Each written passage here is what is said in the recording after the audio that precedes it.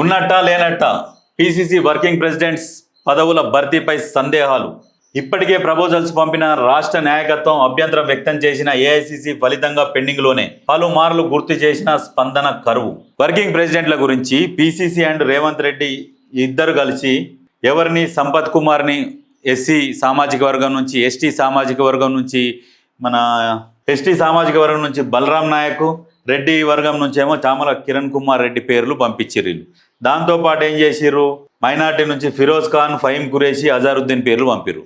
వాస్తవంగా వర్కింగ్ ప్రెసిడెంట్లు వీళ్ళు పంపిర్రు. దాంతోపాటు ఇంకా మిగతా పేర్లు కూడా ఉన్నాయి.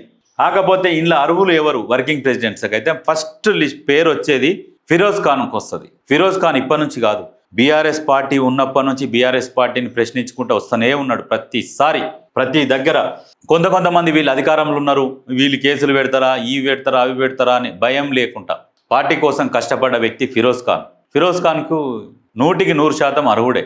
ఇవ్వచ్చు ఆయనకిస్తే యూత్ని అట్రాక్ట్ చేస్తాడు. ఆయన మైనార్టీ కావచ్చు, హిందువులలో కూడా చాలామంది ఫ్యాన్స్ ఉన్నారు, ఆయనని చాలామంది లైక్ చేస్తారు. అటువంటి వాళ్ళకి ఇస్తే ఇంకా కొంచెం పార్టీ బలంగా తయారవుతుంది. దాని మీద ఆలోచించు.